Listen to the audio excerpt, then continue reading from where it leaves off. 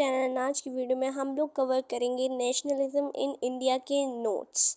ये बहुत better notes हैं आप लोगों के लिए। ये एग्ज़ाम में वन शॉट वीडियो की तरह आपके लिए बहुत ज़्यादा काम आ सकते हैं। अगर आप लोगों ने मेरे चैनल को सब्सक्राइब नहीं किया है तो प्लीज़ सब्सक्राइब। अब हम लोग अपने चैनल को अपने चैप्टर को स्टार्ट करते हैं। ओके, ये है हमारा नेशनलिज्म इन इंडिया। तो नेशनलिज्म सबसे पहले क्या होता है? नेशनलिज्म एक फीलिंग है, एक वननेस की। ये हमने चैप्टर 1 में भी पढ़ा है कि क्या कि हमारे अंदर एक एकता वाली फीलिंग होना, यूनिटी वाली फीलिंग होना एक टेरिटरी में रहने वाले लोगों के लिए, वो क्या कहलाता है? नेशनलिज्म कहलाता है। ठीक है, nationalism is loyalty and devotion to nation. इसकी डेफिनेशन 1 मार्क्स क्वेश्चन में आती रहती है, इसलिए ये पीपीटी में डाला भी गया है। ठीक है, नेशनलिज्म क्या है? एक फीलिंग है जिसमें हम यूनिटी की तरह, यूनिटी लगती है हमें। ठीक है, नेक्स्ट है कंटेंट्स, जिसको हम हम अब करेंगे इंट्रोडक्शन। फिर हम फर्स्ट वर्ल्ड वॉर के बारे में बात करेंगे, खिलाफत मूवमेंट के बारे में, नॉन कॉपरेशन मूवमेंट के बारे में। फिर differing strands within the movement, withdrawal of non cooperation movement, civil disobedience movement, cultural processes leading to the feeling of collective belonging. ठीक है, इन सारी चीज़ों के बारे में हम बात करने वाले हैं। अब हम लोग बात करते हैं अगर growth of nationalism in India, introduction की, यानी कि ग्रोथ किस तरीके से हमारे इंडिया में आया। ठीक है, तो it is connected to the anti colonial movement. Anti colonial movement से ये कनेक्टेड है। People began discovering their unity in the process of their struggle with colonialism. जब लोग अपना स्ट्रगल कर रहे थे तो उन्होंने देखा कि यूनिटी सी बन रही है सब में, तो उन्होंने यूनाइट होकर एक नेशनलिज्म के प्रति लड़ाई करी। ठीक है, the sense of being oppressed under colonialism provided a shared bond and tied many groups together. अब क्या हुआ? अब टाई कर दिया काफ़ी सारे ग्रुप्स को एक साथ। क्यों? कॉलोनियलिज्म जो है सब पे प्रेशर डाल रहा था। ठीक है, अब जब लोग स्ट्रगल कर रहे थे तो सब एक दूसरे को एक सा मान रहे थे, तो एकता आ गई वहाँ पे। ठीक है, the Congress under Mahatma Gandhi tried to forge these groups together in one movement. अब महात्मा गांधी जब आए थे यहाँ इंडिया में, उन्होंने सोचा था कि सारे लोगों को पहले तो यूनाइट करना है, तभी जाके हम क्या कर सकते हैं, मूवमेंट्स अपने सफलता में ला सकते हैं।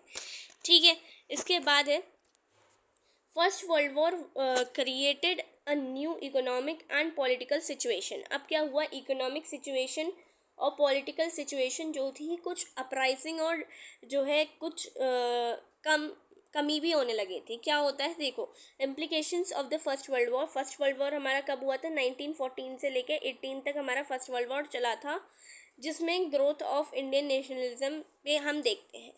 Forceful recruitment in British army. अब क्या था? फोर्सफुल रिक्रूटमेंट का मतलब हो गया ब्रिटिश आर्मी के अंदर ज़बरदस्ती इंडिया के लोगों को आर्मी में घुसाना। ठीक है, ब्रिटिश आर्मी में घुसाना इंडिया के लोगों को और लड़ाई करवाना, ये फोर्सफुली चल रहा था इंडिया के अंदर जब फर्स्ट वर्ल्ड वॉर हुआ। टैक्सेस और कस्टम्स जो थे ये सब इंक्रीज़ कर दिए गए। लोगों के जो ये टैक्सेस होते थे ना, वो सारी चीज़ों को इंक्रीज़ कर दिया गया। टैक्सेस वगैरह को हमने इंक्रीज़ कर दिया। किसने? ब्रिटिशर्स ने।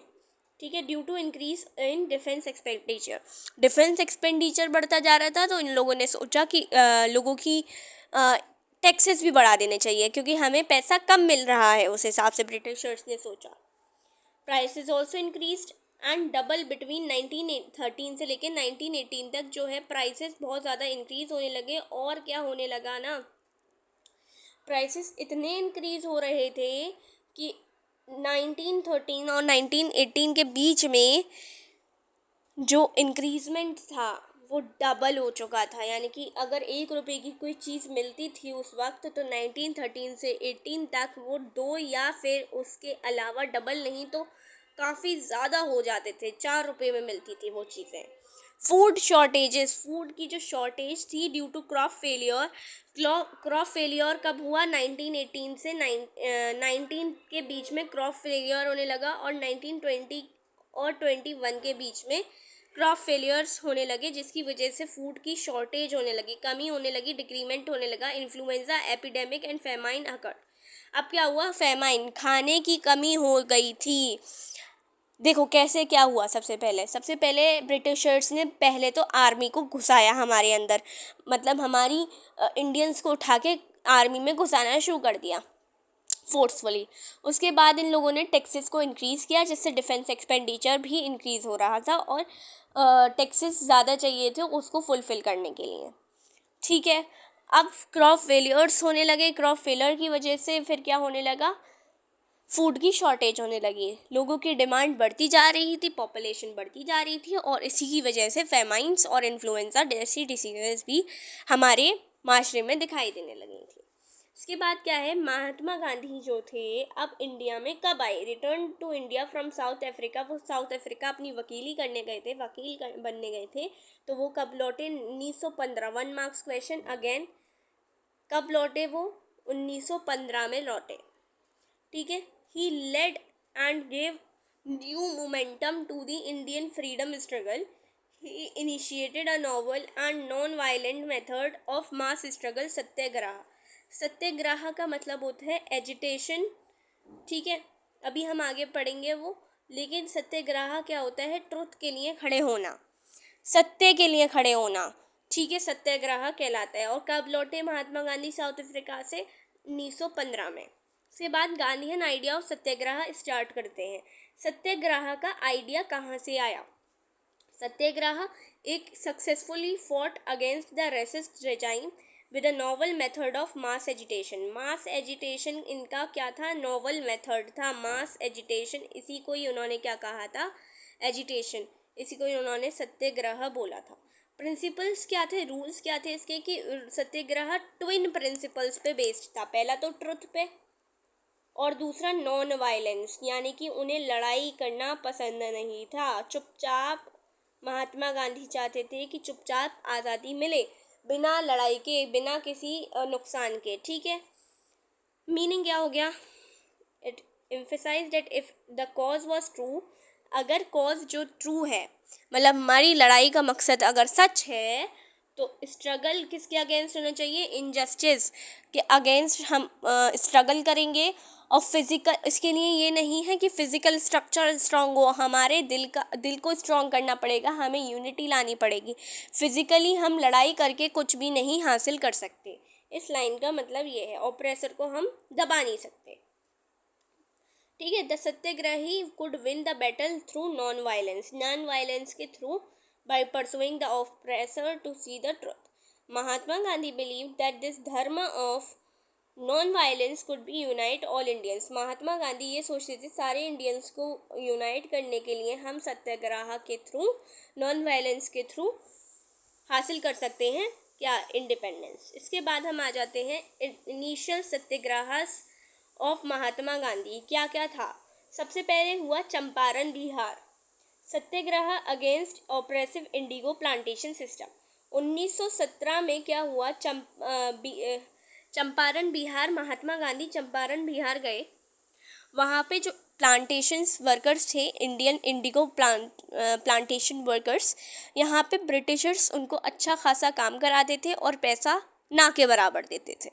ठीक है, 1917 चंपारण मूवमेंट में। ठीक है, उसके बाद आया खेदा गुजरात में।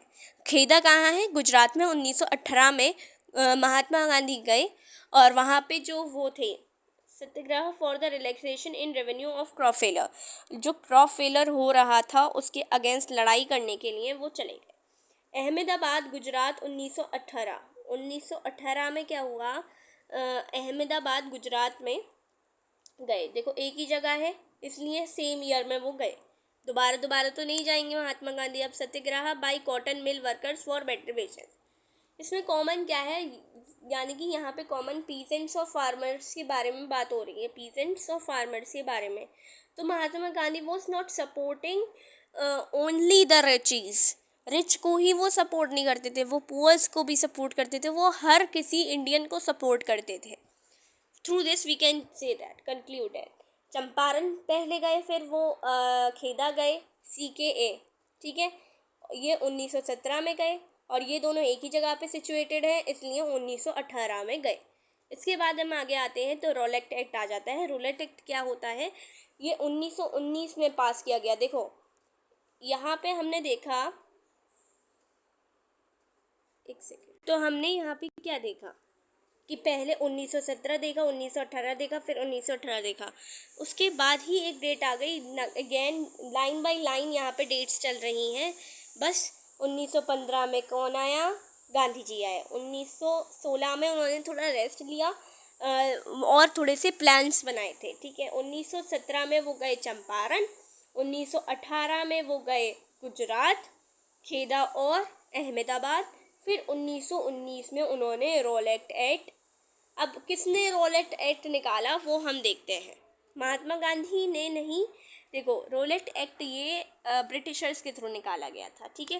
Passed by empirical legislative council despite by the United opposition by Indian members, empowered the government to repress political activities and detention of political prisoners without trial for 2 years. It was opposed by Indians. Mahatma Gandhi decided to launch nationwide satyagraha against such unjust law. अब क्या हुआ, ये किसने पास किया, government ने पास किया, यानी कि ब्रिटिशर्स ने पास किया, लेजिस्लेचर्स ने पास किया। इसमें गवर्नमेंट को यानी कि ब्रिटिशर्स को क्या मिल रहा था, बहुत फ़ायदा था उन लोगों को। क्या फ़ायदा था कि देखो सबसे पहला उनको क्या मिल जाएगा, उनके अगेंस्ट कोई बोलने वाला उन्हें मिलता है, अगर उनके अगेंस्ट कोई बोलने वाला अगर उनको मिलता है तो उनको without any trial in the court में बिना किसी पेशी के उनको कहाँ डाल दिया जाएगा, जेल में डाल दिया जाएगा। कितने साल के लिए, 2 साल के लिए। तो ये बहुत ज़्यादा मतलब जो नेशनलिस्ट थे यहाँ लड़ रहे थे उनको भी जेल में डाला जा सकता था, क्योंकि वो ब्रिटिशर्स के अगेंस्ट बोल रहे थे थोड़ा बहुत, ठीक है। अब क्या हुआ, यहाँ से इंडियंस ने इस चीज़ को अपोज भी किया कि भाई ऐसा नहीं कर सकते तुम लोग। और महात्मा गांधी ने डिसाइड किया कि अब नेशन वाइड सत्याग्रह चलेगा, जगह जगह नहीं चलेगा, नेशन वाइड पूरे इंडिया में फैला दो ये बात कि सत्याग्रह होने वाला है, ठीक है। अब क्या हुआ, रोलेट सत्याग्रह आ गया 1919 में ही। स्टार्टेड द विद दी हड़ताल। सबसे पहले 6 अप्रैल को हड़ताल हुई, 6 अप्रैल 1919 को हड़ताल हो गई।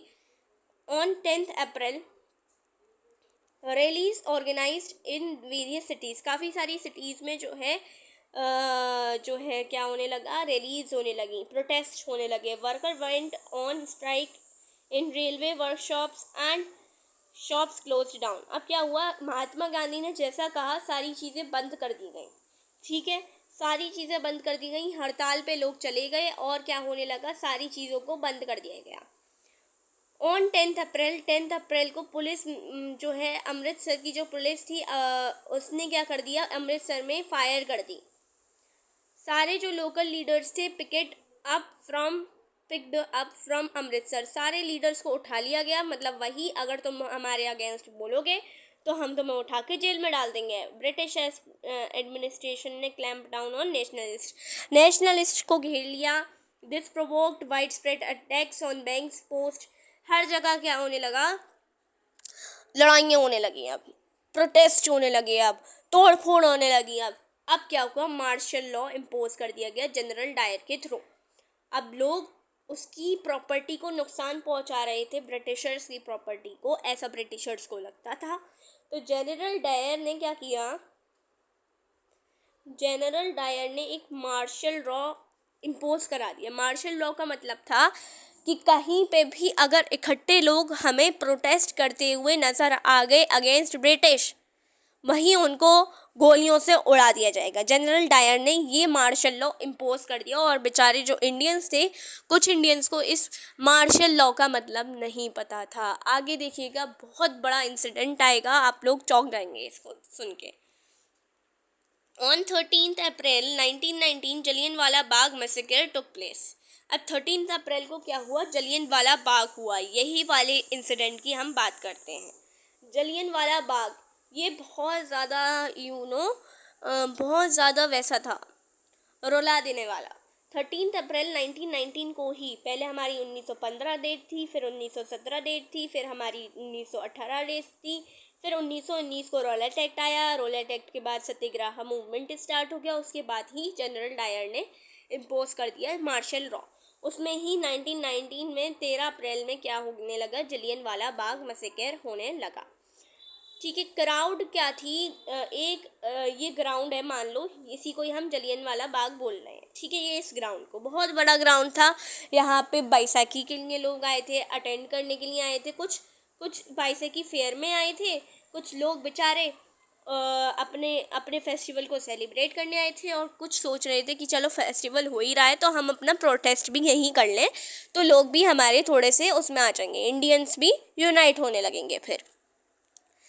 ठीक है, अब क्या हुआ, यहाँ पे villagers were unaware of martial law imposed on the city के ऊपर जो मार्शल लॉ लगाया था। तो मैंने बताया कि लोगों को इतना कुछ पता नहीं था उस मार्शल लॉ के बारे में कि अगर तुम लोग प्रोटेस्ट करोगे, इकट्ठे हो गए, तो तुम्हें मार दिया जाएगा।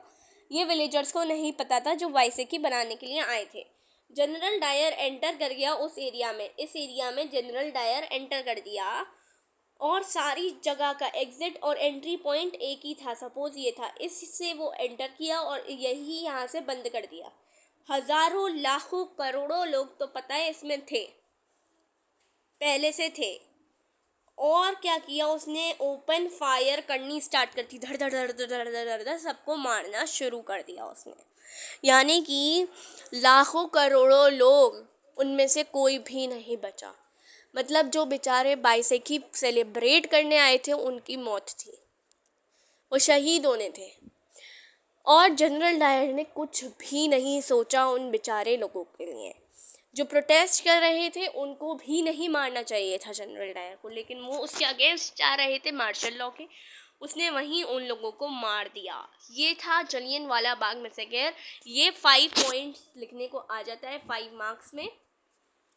बहुत ही अच्छी तरीके से मैंने इसको समझाया है। देखिए 13 अप्रैल 1919 को क्या होता है, जलियनवाला बाग में 2 लोग डिसाइड करते हैं। सपोज 2 लोग ले लेते हैं, एक जाते हैं बैसाखी फेयर बनाने के लिए, एक जाते हैं प्रोटेस्ट करने के लिए। और उन लोगों को पता नहीं है कि मार्शल लॉ लग चुका है जो कि मार देगा आके उन लोगों को। ठीक है, अब वो लोग अपना प्रोटेस्ट कर रहे हैं, वो लोग अपना बैसाखी फेयर सेलिब्रेट कर रहे हैं। अब क्या होता है, जनरल डायर एक एंटर और एग्जिट पॉइंट एक ही था, उसी में से निकलते हैं, अंदर आते हैं और बंद करवा देते हैं सारी चीज़ों को, और ओपन फायर सब लोगों पे डाल देते हैं, यानी कि सब लोगों पे मारना शुरू कर देते हैं और कोई भी नहीं बचता है। यही था जलियनवाला बाग मैसेकर। अब ये कहाँ हुआ, पंजाब में हुआ। पंजाब, जलियनवाला बाग अमृतसर में हुआ। ये है इसका मैप, यहाँ पे ये हुआ था। ठीक है, ये थे General Dyer, the butcher of Amritsar. ठीक है, खिलाफत मूवमेंट इसी के बाद स्टार्ट हो गया। खिलाफत मूवमेंट, खलीफात यहाँ पे मोहम्मद अली, शौकत अली की बात आएगी अभी, और नॉन कॉपरेशन मूवमेंट की बात आती है। नॉन कॉपरेशन का मतलब हम तुम्हें कॉपरेट नहीं करेंगे, ब्रिटिशर्स को हम बिल्कुल भी अब कॉपरेट नहीं करेंगे। खिलाफत इशू। अब खिलाफत इशू क्या था, The First World War had ended with defeat of Ottoman Empire। 1914 से जो 1918 तक था ना फर्स्ट वर्ल्ड वॉर, अब वो ख़त्म हो चुका था, और ख़त्म हो चुका था बिल्कुल टर्की ओटोमन एम्पायर के थ्रू। Khilafat issue, and there were rumours क्या फैलने लगे, that a harsh peace treaty was going to be imposed on Ottoman emperor, the spiritual head of Islamic world, the खलीफा। अब क्या होने लगा, जहाँ जो यहाँ इंडिया में मुस्लिम्स रह रहे थे उनको पता चला कि अब जो ओटोमन, जो तुर्की है, वो जो खलीफाज हैं मुस्लिम्स के, ओटोमन्स हैं, उन पे कोई हार्श ट्रीटी साइन करने वाला है। तब इंडियंस को ये बात पता चली, यानी कि इंडियन मुस्लिम्स को ये बात पता चली, तो खलबली मच गई। क्या हो गया, टू डिफेंड द खलीफाज temporal powers a Khilafat committee was formed in Bombay in March 1919 में ही। क्या हुआ, 1919 में ही बॉम्बे में एक खिलाफत कमेटी बन गई जो कि अब लड़ेगी अगेंस्ट दैट ट्रीटी। ठीक है, र्यूमर स्प्रेड हुई थी ये। ठीक है, अब आगे पढ़ते हैं। खिलाफत issue, a young generation of Muslim leaders, ये है मोहम्मद अली और Shaukat Ali, began discussing with Mahatma Gandhi about the possibility of a united mass action on the issue। अब यूनाइट हो जाओ सब लोग। महात्मा गांधी से वो कहते हैं कि हमें एक इशू रेज हुआ है, हम खिलाफत मूवमेंट करना चाहते हैं। ठीक है, मोहम्मद अली और शौकत अली ने कहा खिलाफत मूवमेंट। अब खिलाफत मूवमेंट देखो 1919 में ये मुंबई में बननी स्टार्ट हो गई और 22 तक ये चली। Was a pan-Islamic political protest campaign launched by Muslims of British Raj to influence the British government not to abolish the Ottoman Caliphate। अब ब्रिटिशर्स ही ओटोमन पे राज कर रहे थे, ब्रिटिशर्स ही हम पर राज कर रहे थे। तो अब खिलाफत कमेटी जो 1919 से 22 तक चली, उन लोगों ने कहा कि भाई हम प्रोटेस्ट कर रहे हैं तुम्हारे अगेंस्ट, ब्रिटिशर्स मत करो ऐसा। ठीक है, उसके बाद क्या होता है, नॉन कॉपरेशन खिलाफत मूवमेंट होता है। अब क्या है, दोनों को कंबाइन कर दिया गया। गांधी जी ने सोचा भैया ये तो बहुत अच्छी अपॉर्चुनिटी है मेरे लिए कि मुस्लिम भी ब्रिटिशर से ही लड़ना चाह रहे हैं अपने किसी और मकसद के लिए, हिंदूज भी लड़ना चाह रहे हैं यूनाइट मतलब एक इंडिया पाने के लिए, आज़ादी पाने के लिए। तो अब ये अच्छा मौका है कि मैं नॉन कॉपरेशन मूवमेंट स्टार्ट कर दूँ। Muslims under the umbrella of a United National Movement। At the Calcutta session of the Congress in September 1920, he convinced other leaders of the need to start a non-cooperation movement in support of Khilafat as well as for Swaraj। खिलाफत के लिए भी, स्वराज का मतलब होता है complete independence. Complete independence के लिए भी हम क्या करते हैं, अब ये नॉन कॉपरेशन खिलाफत मूवमेंट स्टार्ट कर देते हैं। यहाँ पे मीटिंग हुई थी हमारी कलकत्ता सितंबर 1920 में। वाई नॉन कॉपरेशन ही क्यों? ठीक है, तो अपनी हिंद स्वराज में 1909 में जो उन्होंने निकाली थी, किसने, गांधी जी ने, उसमें उन्होंने लिखा था कि ब्रिटिश रूल जो है एस्टेब्लिश जो इंडिया में होने वाला है हुआ है ये इंडिया के इंडियंस के कॉपरेशन की वजह से ही हुआ है। इंडियंस के कॉपरेशन की वजह से ही हुआ है। अगर इंडियंस ज़रा सा भी इनको कॉपरेट ना करें, यानी कि इंडिको प्लांटेशंस अपना ब्रिटिशर्स को ना दें, तो ये कुछ भी ना कर सकेंगे हमारे इंडिया का। ठीक है, इसी वजह से ये सर्वाइव कर पा रहे हैं अभी। तो नॉन कॉपरेशन मूवमेंट जो है अब स्टार्ट हो जाता है। Begin with the surrender of titles. अब क्या हुआ, स्टार्टिंग किसके साथ हुई कि अब जो ब्रिटिशर्स ने लोगों को टाइटल्स दिए थे, गांधी जी ने कहा कि इन टाइटल्स को तुम त्याग दो, इन टाइटल्स का तुम्हारा कोई फ़ायदा नहीं है, सारी चीज़ों को बाइकआउट कर दो जो भी तुम्हें ब्रिटिशर्स के थ्रू मिल रही हैं। कपड़ा, खाना, मोनोपोली चल रही थी उस वक्त खाली ब्रिटिशर्स एक राज कर रहे थे, एक तरफा राज चल रहा था। ठीक है, सारी चीज़ों को तुम बॉयकॉट कर दो। स्टूडेंट्स ने अपने स्कूल्स को बॉयकॉट कर दिया, हेडमास्टर, टीचर सब अपने लीगल प्रैक्टिसेस सब लोगों ने सब कुछ छोड़ दिया, बॉयकॉट कर दिया। लिक्विड शॉप्स तक पिकेटेड, यानी कि ये सारी चीज़ों सबको बंद कर दिया। मर्चेंट्स वगैरह सब ने रिफ्यूज़ कर दिया कि हम ट्रेड वगैरह नहीं करेंगे। अब लोगों ने फॉरेन क्लोथ्स को, स्वदेशी क्लोथ्स स्टार्ट कर दिए। ठीक है जी, अब लोगों ने क्या सोचा कि भाई स्वदेशी अपने क्लोथ्स स्टार्ट करेंगे और हम विदेशी क्लोथ्स को त्याग देंगे। काउंसिल इलेक्शंस वर बॉयकॉटेड, मतलब हर चीज़ को त्याग दिया गया। मतलब ब्रिटिशर्स को किसी भी तरीके से वो करना शुरू कर दिया हमने, नॉमिनेट करना शुरू कर दिया कि नहीं हम तुम्हारा कुछ यूज़ नहीं करेंगे, नहीं हम तुम्हें कोऑपरेट नहीं करेंगे, नॉन कोऑपरेट करेंगे तभी तुम यहाँ से जाओगे। ठीक है, अब ये क्या होता है देखते हैं, सक्सेसफुल होता है या नहीं। What were the effects of non-cooperation movement on the front economic front? ठीक है, मतलब अब इसका इफ़ेक्ट क्या होना था, क्या कुछ होना था। देखो इफ़ेक्ट्स ये थे कि थोड़ा सा ड्रामेटिक होना था हमें। कुछ फॉरेन गुड्स को बॉयकॉट करना था, लिक्विड शॉप्स को बंद करना था, क्लॉथ्स को बंद करना था फॉरेन के।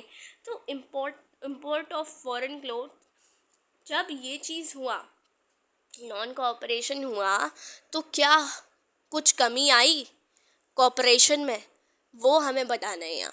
हाँ आई, क्योंकि फ़ॉरेन जो क्लोथ्स थे लोगों ने ख़रीदने बंद कर दिए, तो आधा माल ही आ रहा था अभी भी। मतलब कुछ लोग थे जो ख़रीद रहे थे 1921 और 1920 के अकॉर्डिंग, 1921 एंड 22 के अकॉर्डिंग वैल्यू जो थी 102 करोड़ से 57 करोड़ पे रुक गई।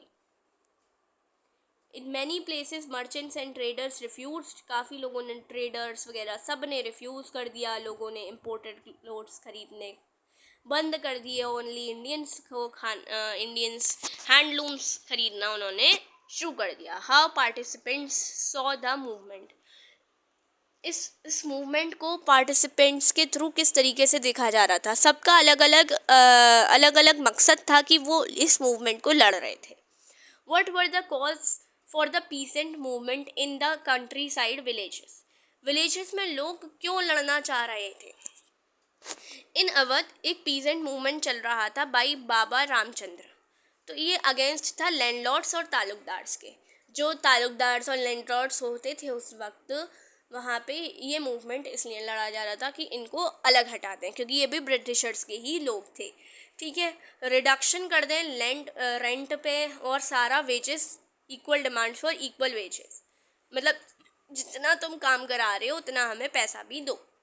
मैनी प्लेसेस में नाई धोबी बंस बर ऑर्गेनाइज बाई पंचायत। ठीक है, अब क्या हुआ, 1920 में जवाहरलाल नेहरू ने बिगैन कर दिया एक कुछ विलेजर्स में जाना अवध के, talking to the villagers and trying to understand their grievances. By October, Oath Kisan Sabha was set up headed by Jawaharlal Nehru, Baba Ramchandra, and a few others. Within a month, over 300 branches had been set up in the villages areas in the region. अब लोग समझने लगे, हाँ ये हमारा साथ ही दे रहे हैं, ये महात्मा गांधी, जवाहरलाल नेहरू, रामचंद्र, ये सब हमारा साथ दे रहे हैं, तो हम लैंडलॉर्ड्स वगैरह तालुकदार्स को और ज़्यादा अपोज करने के लिए हम क्या करें, इनका साथ दे देते हैं। ठीक है, ये किसका कॉज था? पीजेंट्स का कॉज था। बाबा रामचंद्र कौन थे? अब he leads peasant movement in Awadh against talukdars and landlords. ये ही वो थे बाबा रामचंद्र जो क्या कर रहे थे, लैंडलॉर्ड्स के अगेंस्ट क्या कर रहे थे, अवध में तालुकदार्स और लैंडलॉर्ड्स के अगेंस्ट लड़ रहे थे। इन्होंने क्या कहा कि रेंट जो इतना तुम ले रहे हो इतना कर दो, यानी कि कम कर दो। ठीक है, बेगर का अबॉलिशन कर दो, बॉयकॉट कर दो, सब चीज़ें करनी स्टार्ट कर दी। 1920 में उन्होंने ओध किसान सभा बनाई, OKS बनाया 1920 में। OKS यानी कि ओध किसान सभा, जिनके किसके थ्रू? नेहरू के थ्रू। नेहरू और रामचंद्र ने मिलके एक ओध किसान सभा बनाया 1920 में। कब बनाया? 1920 में बनाया। और उसके बाद क्या हुआ? Why did the peasants in Awadh participate in NCM में, नॉन कॉपरेशन मूवमेंट्स में अवध के पीजेंट्स ने क्यों पार्टिसिपेट किया? How did they interpret the call of Swaraj, मतलब वो स्वराज लड़ने को क्यों तैयार हो गए, स्वराज यानी कि कंप्लीट इंडिपेंडेंस लड़ने को क्यों तैयार हो गए। Landlords and talukdars demanded high rents and a variety of other taxes from the peasants, और पीजेंट्स देना नहीं चाहते थे। सिंपल सी बात थी। Peasant movement led by the Baba Ramchandra, अभी जो बताया, उन्होंने कहा कि रिडक्शन होना चाहिए रेवेन्यू में, अबॉलिशन होना चाहिए बेगार का, सोशल बॉयकॉट होना चाहिए ऑपरेसिव लैंडलॉर्ड्स का जो तुमसे इतना ज़्यादा रेंट मांग रहे हैं। How did the peasants participate in NCM? ओध किसान सभा के थ्रू इन्होंने ओध यानी कि अवध, और अवध भी बोल सकते हैं, इसके थ्रू जो जवाहरलाल नेहरू एंड बाबा रामचंद्र के थ्रू लड़ी गई थी अगेंस्ट किसके? तालुकदार्स और किसके? लैंडलॉर्ड्स के। ठीक है, तो नाई धोबी बंस ऑर्गेनाइज करने लगे लोग। ठीक है, मूवमेंट स्प्रेड हो गया 1921 में। हाउस और तालुकदार्स और मर्चेंट्स के हाउस वगैरह को अटैक करने लगे लोग, बाज़ार को लूटने लगे, खाने पीने को लूटने लगे, जिससे लोग लैंडलॉर्ड्स और तालुकदार्स जो हैं उनसे ज़्यादा रेंट ना मांगे। क्यों ट्राइबल्स ने पार्टिसिपेट किया NCM में, यानी कि नेशनल कोऑपरेशन मूवमेंट ने ट्राइबल्स ने क्यों पार्टिसिपेट किया? How did they interpret the call of for Swaraj, यानी कि अब हम सबके बारे में देख रहे हैं। पहले हमने पीजेंट्स के बारे में देखा, अब ट्राइबल्स क्या चाहते थे? वो जो उनका फॉरेस्ट एरिया है, ठीक है, गुडेम हिल्स ऑफ आंध्र प्रदेश की हम बात कर रहे हैं, एक मिलिटेंट गोरेला मूवमेंट स्प्रेड हुआ था 1920s में। कॉलोनियल गवर्नमेंट ने क्लोज कर दिए लार्जेस्ट फॉरेस्ट एरियाज़ को, प्रिवेंट करने लगे वहाँ पे लोग इसके अंदर नहीं जाएंगे, वहाँ पे अपनी कैटल्स को ग्रेज करवाने नहीं जाएंगे लोग। क्यों नहीं जाएंगे? क्योंकि ट्राइबल्स को भी मना कर दिया कि वहाँ तुम्हारा राइट नहीं है रहना। तो लोग अब कहने लगे, ट्राइबल्स अब कहने लगे, भाई हमारी रहने की जगह को ही तुम हमें मना कर रहे हो जाने के लिए। ट्राइबल्स कहाँ रहते हैं? फॉरेस्ट में रहते हैं। अब क्या हुआ? अब इसी वजह से इन लोगों ने पार्टिसिपेशन किया। Alluri Sitaraman Raju was inspired by Gandhi ji call. Gandhi ji से थोड़े से इंस्पायर हुए। उन्होंने कहा लोगों से कि खादी पहनो, इंडियन क्लोथ्स पहनो। खादी क्या था? इंडियन क्लोथ्स था, ठीक है। और ड्रिंकिंग मत करो तुम लोग, ठीक है। उनके अकॉर्डिंग क्या था, इंडिया को हम यानी कि लिबरेट इसलिए तभी कर पाएंगे जब हम बिना नॉन वायलेंस के लड़ें। बस एक ही चीज़ के अगेंस्ट है ये गांधी जी के, कि नॉन वायलेंस नहीं, वायलेंस से ही हम जीत पाएंगे, ठीक है। अल्लूरी सीतारमन राजू नाम याद रखना, क्योंकि ये लोगों के थ्रू मसीहा, इनके पास स्पेशल पावर्स लोगों के थ्रू मानी जाती थी, इसलिए इन लोगों ने क्या किया? पार्टिसिपेट किया ट्राइबल्स ने, कि उनकी जगह को ही ये लोग ले रहे थे, ठीक है। प्लांटेशन वर्कर्स ने क्यों पार्टिसिपेट किया? एक इंडियन इनलैंड एमिग्रेशन एक्ट आया था 1859 में, ठीक है। उसके थ्रू क्या था? प्लांटेशन वर्कर्स को परमिट नहीं किया जाता था to leave the tea gardens without permission. मतलब पिक करना, लीव्स को टच करना, पिक करना आफ्टर ग्रोइंग, उनको कंप्लीट हार्वेस्ट करना लोगों को मना कर दिया गया था। विदाउट एनी परमिशन रेयरली नहीं ले सकते हम, ठीक है। अब उन लोगों को चाहिए था कि हमें फ्रीडम मिले, इसलिए इन लोगों ने when they heard of non cooperation movement, thousand of workers वहाँ गए और उन्होंने गांधी जी पे बिलीव किया और वहाँ पे स्टार्ट कर दिया उनकी बात मानना। नॉन कोऑपरेशन मूवमेंट्स अब क्या हो गया? गिरने लगा। क्यों गिरने लगा? क्योंकि lack of vision, idea of swaraj clear नहीं था लोगों के माइंड में। लोग क्या कर रहे थे? वो दोबारा एडमिशन ले रहे थे। उनको भी तो भाई अपनी रोज़गार रोटी चलानी थी। अब इतने दिनों तक तो वो गांधी जी पे नहीं रह सकते थे, क्योंकि ना उन्हें स्वराज मिल पा रहा था। लोगों के विजन थोड़े से कमज़ोर होने लगा कि हमें स्वराज तो कहीं दिख नहीं रहा है। तो लोगों ने फिर से कोऑपरेट करना शुरू कर दिया। खादी जो था बहुत ज़्यादा एक्सपेंसिव था, इंडियन क्लोथ्स, तो उन्होंने सोचा भाई फॉरेन क्लोथ्स ज़्यादा सस्ते मिलते हैं तो हम ज़्यादा सस्ती वाली चीज़ों को अपना लें। बॉयकॉट कर दी, जो बॉयकॉट किया था ना, वो अब जो है अवेलेबल कर दिया गया। स्टूडेंट्स ने फिर से ज्वाइन कर लिया गवर्नमेंट को, मतलब जिसने जिसने छोड़ी थी, जिसने जिसने जॉब्स छोड़ी थी, उसने सब ने ज्वाइन कर लिया। ये चौरी चौरा है यूपी का। हमने अभी क्या क्या देखा? हमने पंजाब को देखा था, हमने यहाँ पे अमृतसर को देखा था और यहाँ चौरी चौरा को देखा, ठीक है। अब चौरी चौरा एक्ट क्या था 1922 का? हमने कौन कौन सी डेट्स देख ली अभी? हमने 1915 देखी, 1917 देखी, 1918 देखी, 1919 से लेके 1922 तक का देखा और 1921 देखा। अब 1922 अगेंस्ट हम देख रहे हैं चौरी चौरा एक्ट। देखो अब क्या होता है, चौरी चौरा गोरखपुर में जो है, यूपी के अंदर चौरी चौराहा है। चौरी चौरा है जो गोरखपुर में है। गोरखपुर नाम याद रहेगा, ढोलकपुर से याद रखो गोरखपुर, ठीक है। एक पीसफुल डेमोन्स्ट्रेशन एक बाज़ार में चल रहा था और वो अब क्या हो गया? अब वायलेंट बन गया। लोगों में क्लैशेस आने लगे, यानी कि पुलिस को वो क्लैश करने लगे, यानी कि पुलिस की बिल्डिंग्स को गिराने लगे और नॉन कोऑपरेशन नहीं, मतलब वायलेंट होने लगा ये।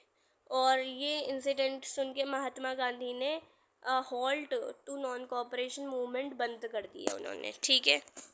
अब क्या हुआ? Different meaning of swaraj for different people. कुछ लोग चाह रहे थे कि हमें रेंट्स बढ़ जाए, कुछ लोग चाह रहे थे, हमें ट्राइबल्स लोग चाह रहे थे कि हम रह लें। तो स्वराज लोगों के लिए डिफरेंट था, यानी कि हमें इस चीज़ में इंडिपेंडेंस चाहिए, दूसरों को किसी और चीज़ में इंडिपेंडेंस चाहिए थी, ठीक है। To plantation workers in Assam, Awadh में लोग क्या चाहते थे कि टैक्सेस का रिडक्शन हो जाए। अब असम के लोग चाहते थे कि प्लांटेशन उनको जो है वापस मिल जाए, ठीक है। गोदाम हिल्स के लोग चाहते थे कि भाई हमें ट्राइबल, हमारी फॉरेस्ट में हमें घुसने दिया जाए। तो स्वराज सब लोगों के लिए डिफरेंट था। Significance of the non cooperation movement. अब दोबारा से क्या होने लगा, नॉन कोऑपरेशन मूवमेंट स्टार्ट होने लगा लार्ज स्केल पे, ठीक है। ये अट्रैक्ट करने लगा लोगों को, कॉमन लोगों को, फ्रॉम ऑल सोशल ग्रुप्स, सारे ग्रुप्स से, ठीक है। हमने देखा अभी नॉन कोऑपरेशन मूवमेंट और जो खिलाफत मूवमेंट था वो दोनों ही साथ में चलने लगे। ये हिंदू मुस्लिम यूनिटी प्रमोट करने लगा और पीजेंट्स और ट्राइबल्स जो थे became a part of Indian national movement. अब सब लोग क्या हो गए, यूनाइट हो गए। एक यूनिटी जब होती है ना तो पावर हमारी क्या हो जाती है, बढ़ जाती है। ये नॉन वायलेंट मूवमेंट था और ये पॉपुलराइज हुआ गांधी नॉन वायलेंट मूवमेंट से, सत्याग्रह के, यानी कि ये भी हम किसी लड़ाई के थ्रू नहीं लड़ेंगे, हम इसे नॉन कोऑपरेशन नॉन वायलेंटली। इसके बाद आता है पार्टिसिपेशन इन इलेक्शंस। इलेक्शंस में पार्टिसिपेट कौन करने लगा। Within Congress, some leaders were by now tired of mass struggles. They wanted to participate in elections to the provincial councils so that they can argue for reform. C.R. Das and Motilal Nehru formed the Swaraj Party within the Congress. But younger leaders like Jawaharlal Nehru and Subhash Chandra Bose pressed for more racial mass agitation and for full independence, यानी कि सब लोग full independence चाह रहे थे, सब लोग independence चाह रहे थे और इलेक्शंस में पार्टिसिपेट करना चाह रहे थे। अब सिविल डिसओबीडियंस मूवमेंट था जो आने लगा। नॉन कोऑपरेशन मूवमेंट फिर से फेल हो गया। अब सिविल डिसओबीडियंस मूवमेंट क्या था, सिविल को हम डिसओबे करेंगे, मतलब क्या, the refusal to comply with certain laws considered unjust as a peaceful form of political protest. एक पीसफुल पॉलिटिकल प्रोटेस्ट होगा जिसमें लोग प्रोटेस्ट करेंगे और सिविल डिसोबीडियंस लड़ेंगे, रिफ्यूज़ करेंगे कुछ सिविल लॉज का। साइमन कमीशन, अब मीनिंग क्या था इसका, ये एक साइमन थे, सर जॉन साइमन, जो इंडिया के पॉलिटिकल फीचर को डिसाइड करने आ रहे थे। यहाँ पे कॉन्स्टिट्यूशन इंडिया का बनाने आ रहे थे। बाहर के लोगों को अगर आप इंडिया में बुलाएं और कॉन्स्टिट्यूशन बनाएं तो इंडिया वालों को ज़्यादा अच्छा पता होगा या फिर बाहर के लोगों को इंडिया के बारे में। ऑब्वियसली इंडिया के लोगों को, तो इंडिया के लोगों को चांस मिलना चाहिए था कॉन्स्टिट्यूशन बनाने का, ना कि बाहर के लोगों को, ठीक है। तो साइमन कमीशन क्या था, 1927 में आया। The British government in England decided to send a commission to India headed by sir John Simon to decide India's political future. अब क्या हुआ, इंडिया के पॉलिटिकल फ्यूचर को डिसाइड करने के लिए सर जॉन साइमन को भेजा गया। ऑब्जेक्टिव्स क्या थे, to look into the functioning of constitutional system in India, India का कॉन्स्टिट्यूशन बनाना और सजेस्ट करना कि ये चीज़ें तुम लोग करो तो इंडिया इम्प्रूव हो जाएगा। रीजंस फॉर बाइकआउट, लोगों ने इसको बाइकआउट क्यों किया, क्योंकि इंडिया के लोग ज़्यादा जानते थे, क्योंकि सारे लोग जो थे, कोई एक भी इंडिया का नहीं था उसमें, उस कमेटी में सारे इंग्लिश लोग थे, यानी कि सारे ब्रिटिशर्स लोग थे। तो वो काउंसिल कैसे बनाएंगे, वो कॉन्स्टिट्यूशन कैसे बना सकते हैं हमारा, इसलिए इंडिया को तो पार्टिसिपेट करना ही था, इसलिए उन लोगों ने बाइकआउट किया इसका 1927 में। अब 1928 में जो वेलकम ऑफ साइमन कमीशन, लोगों ने क्या कहा, वेलकम किस तरीके से कहा, गो बैक साइमन, यानी कि साइमन से कहा कि तुम जाओ यहाँ से, हम अपना कॉन्स्टिट्यूशन खुद बनाएंगे। कमीशन अराइव्ड इन इंडिया में 1928 में क्या हुआ, commission it was greeted with the slogan go back Simon. All the parties in the Congress and the Muslim league participated in the protest में सब ने पार्टिसिपेशन किया और क्या किया, साइमन कमीशन को हटवा दिया। लाहौर सेशन ऑफ कांग्रेस हुआ 1929 में, 29 में दिसंबर में। तो कांग्रेस सेशन जो है लाहौर में स्टार्ट हुआ, Jawaharlal Nehru as a president. It was important as Purna Swaraj यहाँ पे डिमांड किया गया, यानी कि कंप्लीट इंडिपेंडेंस इंडिया के लिए। ये इम्पॉर्टेंट क्यों था, complete Congress adopted the demand of the पूर्ण स्वराज। अब कांग्रेस एक बिफोर इंडिपेंडेंस भी कांग्रेस थी, इंडिया में कंप्लीट इंडिपेंडेंस लाने का प्रॉमिस किया इसने डिसाइड किया कि लॉन्च करें हम सिविल डिसोबीडियंस मूवमेंट, जो कि गांधी जी के थ्रू चलेगा। ये डिसाइड किया गया 1930 में कि हम सेलिब्रेट क्या करेंगे, 26 जनवरी 1930 में स्टार्ट किया गया, हम इस डे को एज एन इंडिपेंडेंस डे चलाएंगे। Day all over the country और Congress tricolour would be hoisted, Congress tricolour flag hoisted किया जाएगा। अब क्या हुआ, लोगों ने सॉल्ट मार्च स्टार्ट किया। ये एक ऐसा मार्च था जो कि गांधी जी ने सोचा कि जो सॉल्ट है ना वो एक एसेंशियल है, हर डेली रोज़ में चलता है, डेली यूज़ में आता है, तो इस पर टैक्स नहीं लगना चाहिए, वो भी इतना हाई। तो अब टैक्स ना लगने की वजह से इन्होंने सॉल्ट मार्च किया और 24 दिन के अंदर पैदल गए सॉल्ट शूट सॉल्ट टैक्स के रिलेटेड था ये। महात्मा गांधी ने एक रिलेटेड एब्स्ट्रैक्ट फ्रीडम के लिए निकाला।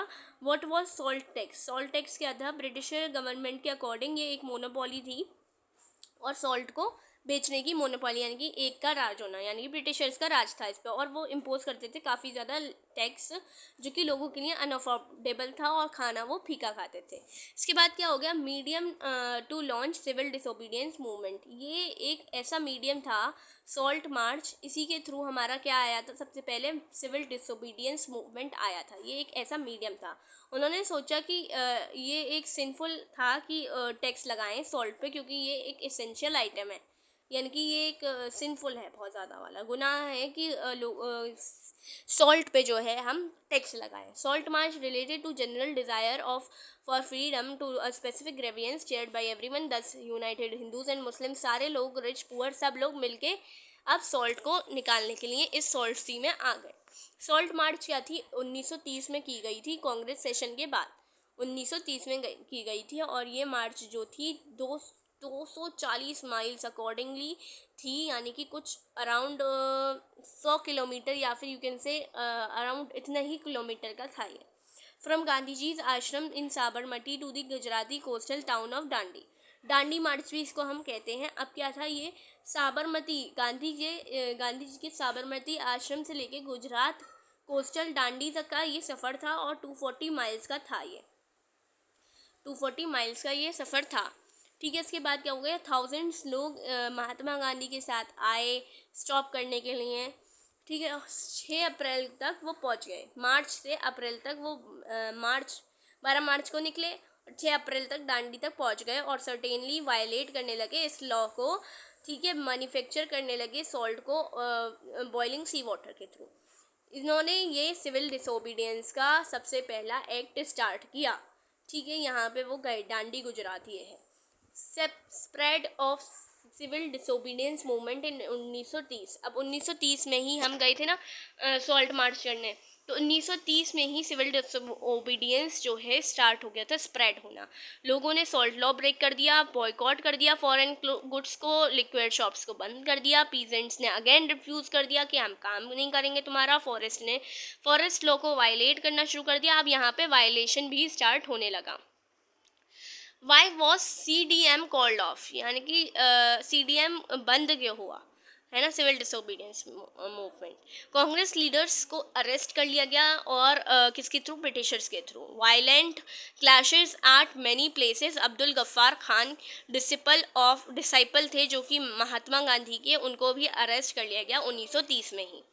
एंग्री क्राउड्स ने डिमॉन्स्ट्रेट कर दिया। पेशावर की जो अभी पाकिस्तान में है वहाँ पे फायर हुई, लोगों को मारा गया और प्रोटेस्ट लोगों ने स्टार्ट कर दिया। 1 महीने के बाद गांधी जी को खुद अरेस्ट कर लिया गया और इंडस्ट्रियल वर्कर्स, शोलापुर, सब लोगों ने अटैक करना शुरू कर दिया। पीसफुल सत्याग्रहीज ने अटैक करना शुरू कर दिया, विमेन और चिल्ड्रन को मारना शुरू कर दिया और सिचुएशन कुछ इतनी आ गई थी कि महात्मा गांधी को once again decided to call off the movement and entered into a. अब क्या हो गए? 1931 में एंटर जब हुए तब क्या होता है ये दिखाते हैं। और ये जो सिविल डिसोबीडियंस मूवमेंट है बंद करना पड़ा महात्मा गांधी को, क्योंकि वो खुद अरेस्ट हो गए थे। अब कैसे चलता? इन्होंने गांधी इरविन पैक्ट स्टार्ट किया 1931 में। इरविन एक्ट क्या था? गांधी इरविन एक्ट था discontinuation of the civil disobedience movement by the INC। अब INC के थ्रू इसको हटाना, यानी कि participation by the INC in the second round table conference में लगा। CDM यानी कि सिविल डिसोबीडियंस मूवमेंट में जिन्होंने पार्टिसिपेट किया था और जिनको अरेस्ट कर लिया गया था उनको रिलीज़ कर दिया गया ब्रिटिशर्स के थ्रू। ठीक है, अब पार्टिसिपेशन लोग कहाँ करने लगे? INC में। देखो गांधीयन इरविन पैक्ट में। Back in India Gandhi ji discovered. जब इंडिया में जब फिर वो वापस आए, उन्होंने क्या डिस्कवर किया? गफ्फार खान और Jawaharlal Nehru were both in jail. जब गफ्फार खान और जवाहरलाल नेहरू दोनों ही जेल में थे, कांग्रेस को डिक्लेयर कर दिया गया इलीगल। इलीगल डिक्लेयर कर दिया गया कांग्रेस को। Series of measures had been imposed on the prevent meetings, demonstrations and boycotts, यानी कि काफ़ी सारी चीज़ें स्टार्ट हो गई थी और कांग्रेस को इलीगल माना गया था। महात्मा गांधी ने रीलॉन्च किया civil disobedience movement, again relaunch हुआ। For over a year the movement continued but by 1934 it lost momentum। अब दोबारा से स्टार्ट हुआ 1933 में, 1934 में फिर से वो गायब हो गया। ठीक है, how participant saw the movement. अब इस मूवमेंट को लोग कैसे देख रहे थे? ग्रुप्स जो पार्टिसिपेट कर रहे थे CDM में, why did they join the movement, movement को क्यों ज्वाइन किया? स्वराज उनके लिए क्या मायने रखता था, क्या आइडियल्स थे? जिस तरीके से नॉन कोऑपरेशन में हमने देखा वैसे ही हम यहाँ देखते हैं 1930 के CDM में रिच पीजेंट्स ने क्यों पार्टिसिपेट किया। उन्होंने क्या किया? They were hard hit by the trade depression and falling prices. अब जो गिर रहे थे उनके जो रिचीज थे वो जो है थोड़े मिडियम होते जा रहे थे, मिडिल क्लासेस में कन्वर्ट होते जा रहे थे क्योंकि उनका पैसा नहीं मिल रहा था। फाउंड इट इम्पॉसिबल टू पे द गवर्नमेंट रेवेन्यू डिमांड्स। अब रेवेन्यू डिमांड्स को भी गवर्नमेंट की फुलफिल नहीं कर पा रहे थे वो, तो उन्होंने रिफ्यूज़ कर दिया रेवेन्यू डिमांड्स देने के लिए और ये सिविल डिसोबीडियंस में उन्होंने सपोर्ट किया। पुअर पीजेंट्स ने क्यों सपोर्ट किया? क्योंकि वो क्या थे? स्मॉल टेनेंट्स थे, tenants cultivating land they had rented from landlords. और जैसे डिप्रेशन कंटिन्यू किया गया, कैश इनकम डिक्रीज कर दिया गया और जो स्मॉल टेनेंट्स थे फाउंड इट डिफ़िकल्ट टू पे देयर रेंट भी नहीं पे कर पा रहे थे लोग, तो इसी वजह से रिडक्शन इन रेवेन्यू डिमांड हो जाए, इसी वजह से पुअर पीजेंट्स ने भी पार्टिसिपेशन कर दिया। अब बिजनेस क्लासेस और इंडस्ट्रियलिस्ट के लिए ये क्यों पार्टिसिपेट कर रहे थे? क्योंकि फर्स्ट वर्ल्ड वॉर में इंडियन मर्चेंट्स जो थे और इंडस्ट्रियलिस्ट जो थे, इन्होंने काफ़ी ज़्यादा प्रॉफिट कमाया था और पावरफुल बन गए थे। Keen on expanding their business, वो चाहते थे और ज़्यादा एक्सपेंड किया जाए उनका बिजनेस। वो चाहते थे कि प्रोटेक्शन मिले उनके फॉरेन गुड्स को, वो ना बेचा जाए और वो अपना खुद का गुड्स बना के सर्विस सेक्टर को बढ़ाएं, टर्शरी सेक्टर को बढ़ाएं। इसी वजह से उन्होंने भी पार्टिसिपेशन किया। अब पार्टिसिपेशन जो है not enthusiastic to participate in CDM 1932 में जो CDM अगेन रिलीज़ हुआ, अगेन जो है आपका लॉन्च हुआ, तो तब बिजनेसमैन्स ने क्यों पार्टिसिपेट नहीं किया? अब राउंड टेबल कॉन्फ्रेंस जो हुआ था, जो महात्मा गांधी वहाँ गए थे, अब उसने उनका माइंड वॉश कर दिया। The spread of militant activities जो होने लगी, worried about prolonged डिस्क्रप्शन of the business, और वो सोशलिज्म की जो ग्रोथ हो रही थी amongst the younger members of the Congress, वो क्या हो रहा था? अब उसकी वजह से वो डिग्रेड हो रहे थे कि 1932 का भी अच्छा सिविल जो CDM है वो नहीं जाएगा, इसलिए वो लोग एक्साइटेड नहीं थे बिजनेसमैन्स। क्यों CDM में पार्टिसिपेट नहीं किया इंडस्ट्रियल वर्कर्स ने? क्योंकि वो उन्हें पता था, इंडस्ट्रियल्स ने इसलिए सपोर्ट नहीं किया क्योंकि वो सपोर्ट करते थे कांग्रेस को, जिसको इलीगल बना दिया गया था। Worker believes that capitalist are against them, और वर्कर्स को लगा था कि जो कैपिटलिस्ट थे ना वो उनके अगेंस्ट हैं। किसके? कांग्रेस के। Congress not willing to include workers demand as part of its programme of struggle. Many industrial workers still participated in CDM। काफ़ी जो इंडस्ट्रियल वर्कर्स थे अभी भी पार्टिसिपेट कर रहे थे CDM में। क्यों वुमेन्स जो थी पार्टिसिपेट कर रही थी CDM में? क्योंकि thousands of women came out of their houses to listen to him.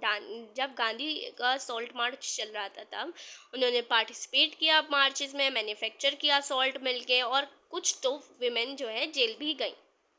Urban areas में जो विमेन थी from high cast families, in rural areas they came from rich peasant house holds. कुछ ऐसी थी जो रिच थी, कुछ थी कि वो अर्बन एरिया से आ रही थी। मतलब सारी जो विमेन थी यूजुअली पार्टिसिपेट कर रही थी। गांधी जी का जैसे ही कॉल आता था, मतलब जैसे ही उनका कोई हुक्म आता था, वो स्टार्ट कर देती थी उसको एज अ सर्विस देखना, और वो अपनी ड्यूटी को मानती थी। But their increased public role didn't bring any racial change in the society. उनके सोसाइटी में आना और जो है प्रोटेस्ट करना, वो एक रेशियल चेंज में कोई हुआ नहीं ज़्यादा। लिमिटेशंस क्या रही CDM की? Different communities had different abstract idea about Swaraj. अब सब लोग चाहते थे कि स्वराज हमें इस वजह से मिल जाए, स्वराज हमें इस वजह से मिल जाए। तो यूनाइटेड जो स्वराज था ना वो कोई नहीं चाहता था। ठीक है। लिमिटेशन पार्टिसिपेटेड बाय दलित्स इन CDM, भाई दलित्स तो पार्टिसिपेट ही नहीं कर पा रहे थे इसमें, काफ़ी सारे मुस्लिम्स जो थे रिस्पॉन्ड ही नहीं कर रहे थे, काफ़ी सिविल डिसओबीडियंस मूवमेंट स्टार्ट हो रहे थे with an atmosphere of suspicious and distrust between communities. Demand by Dalits के थ्रू क्या डिमांड, दलित्स की अब ये डिमांड हो गई कि हमें रिजर्व सीट्स दे दो, या फिर एक सेपरेट, हमें पाकिस्तान की तरह हमें भी एक सेपरेट कंट्री दे दो, हम अपना रूल वहाँ चलाएंगे। दलित्स की यही डिमांड थी। तो गांधी जी ने क्या कहा कि हम तुम्हें हरिजन्स मानते हैं, हम गॉड मतलब हम तुम्हें अपनी कम्युनिटी का ही मानते हैं, तुम्हें ज़रूरत नहीं है दूसरा सेपरेट इलेक्टोरेट बनाने की, हम तुम्हें रिजर्वेशन दे देंगे। B.R. Ambedkar who organise the Dalits into depressed classes association in 1930, Poona pact जो सितंबर 1932 का था। Poona pact refers to an agreement between doctor Baba Saheb Ambedkar and Mahatma Gandhi signed on September 24, 1932 at Yerwada central jail in Pune, India. Poona pact जो है सितंबर 1932 में स्टार्ट हुआ, जो कि किसके थ्रू साइन हुआ था, बाबा साहेब अम्बेडकर एंड महात्मा गांधी। इसमें क्या था, रिजर्व्ड सीट्स दी जाएंगी डिप्रेस्ड क्लासेस के लिए, यानी कि जो लोअर क्लासेस हैं उनके लिए। ठीक है, उनको क्या दिया जाएगा, रिजर्वेशन दिया जाएगा। B.R. अम्बेडकर के थ्रू और महात्मा गांधी के थ्रू ये जो है साइन किया गया था। Why did the Muslims not participated in CDM? CDM में पार्टिसिपेट क्यों नहीं किया था? Distrust and apprehension between Hindus and Muslims, decline of non-cooperation, खिलाफत मूवमेंट के a large section of Muslims felt alienated from the Congress। उन्होंने सोचा हम अलग हैं कांग्रेस से, क्योंकि उन्होंने खिलाफत मूवमेंट को भी क्या किया है, डिक्लाइन किया है। From the mid 1920s, the Congress came to be more visibly associated with openly Hindu religious nationalist groups like the Hindu Mahabasha. Hindu-Muslim communal clashes and riots started spreading in various cities. Muslim League under the leadership of Muhammad Ali Jinnah promoted that the Congress was a party of Hindus and hence Muslims should not join the civil disobedience movement. Ali Jinnah जो थे वो कह रहे थे कि कांग्रेस जो है promote कर रहे थे कि कांग्रेस एक पार्टी है हिंदूज की, ठीक है, मुस्लिम्स उसको ज्वाइन ना करें सिविल डिसोबीडियंस को। अब नॉन कोऑपरेशन और सिविल डिसोबीडियंस बहुत अच्छी टेबल है ये। Year 1921, year 1930, first world war के बाद जो रॉलेट एक्ट, जलियांवाला बाग, उसके बाद खलीफा था, खिलाफत मूवमेंट था, ये सब इस मूवमेंट का पिछला चीज़ें थी जिसकी वजह से ये मूवमेंट आया। यहाँ क्रॉप फेलर वगैरह की वजह से यहाँ पे ये मूवमेंट आया। इन पार्टिसिपेशंस कौन कौन से थे, किस किस ने पार्टिसिपेट किया, मुस्लिम्स ने कहाँ पार्टिसिपेट किया या नहीं किया। वर्ड विदड्रॉल मूवमेंट, अब ये इसका विदड्रॉल कब हुआ, इरविन एक्ट वगैरह। The sense of collective belonging, last topic है, कलेक्टिव बिलोंगिंग का जो सेंस था वो कैसे आया। नेशनल सिंबल्स बनाने लगे लोग, कैसे कैसे नेशनल सिंबल्स आने लगे, देखो एक ट्राई कलर फ्लैग आ गया, ये गांधी जी के थ्रू दिया गया। फिर ये हमारा एक्चुअल इंडियन फ्लैग है। सिंबल जैसे कि नेशनल फ्लैग, वंदे मातरम जो कि हमारा नेशनल सॉन्ग है, Vande Mataram, Vande Mataram help the bringing the people together, लोग टुगेदर आने लगे इसकी वजह से। रिवाइवल ऑफ इंडियन फॉल्कलोर, अब क्या हुआ, पोइट्रीज बनने लगी, restore of sense of pride, Rabindranath Tagore के थ्रू काफ़ी सारे नर्सरी राइम्स निकल रहे थे। मद्रास में नथेसा सस्त्री ने पब्लिश किया था एक 4 volume collection of Tamil folk tales, folklore of southern India. National identity जो कि of India came to be visually associated with the image of Bharat Mata. Bharat माता के थ्रू जो इमेज आई थी ये किसने बनाई थी, अवनींद्रनाथ टैगोर ने बनाई थी। अवनींद्रनाथ टैगोर ने बनाई थी। और इसको जो पेंट किया गया था वो किसने किया था, वो आप लोग कमेंट्स में लिखिएगा। Reinterpretation of history, Indian nationalist began looking into the past to discover India's achievements in the fields of art and आर्किकल्चरल एंड, मतलब सारी चीज़ों में लोग देखना शुरू हो गए। और ये हमारा जो मैप है वो बहुत इम्पॉर्टेंट है। यहाँ अमृतसर है, चौरी चौरा है, फिर हमने यहाँ पे कलकत्ता देखा था, फिर हमने यहाँ पे ये सारे खेदा है, अहमदाबाद है, मद्रास है, ये सारी चीज़ें हमने देखी यहाँ पे। इसके बाद हैप्पी इंडिपेंडेंस डे जो है हमारा independence day, 1000 laid down their life so that our country breathe this day, never forget their sacrifice, उनके सेक्रीफाइस को कभी भी हमें नहीं भूलना है। ये हमारा चैप्टर था। ठीक है, ये हमारा चैप्टर था, ये हमने कंप्लीट कर लिया है और ये पूरा चैप्टर हमने वन शॉट वीडियो में देखा है। Thanks for watching, bye bye, take care, till then take care. और अगर आप लोगों ने मेरे चैनल को अभी तक सब्सक्राइब नहीं किया तो सब्सक्राइब माई चैनल, इसके शॉर्ट नोट्स अपलोड हो जाएंगे शॉर्ट्स वीडियोज़ में। Thanks for watching.